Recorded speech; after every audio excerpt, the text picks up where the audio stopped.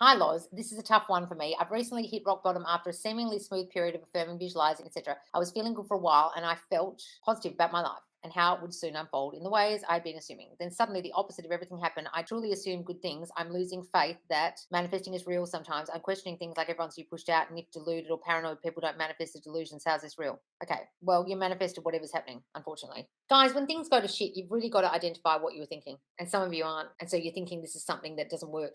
Unfortunately, manifesting is perfect, right? It always works. Your subconscious mind always outpictures what you were thinking. You're probably just not aware, darling, of what you were actually thinking subconsciously. You were consciously affirming, consciously visualizing, doing shit up the front here, but what was going on in the back of your mind? Now, I'll give you an example. I had everything going great recently, and I had to tell someone something, and I had the assumption in the back of my mind that they'd be upset when I told them this thing. Now they're not speaking to me, right? Because I've got a dominant assumption I mess things up, things go wrong for me because I'm wrong and there's something wrong with me.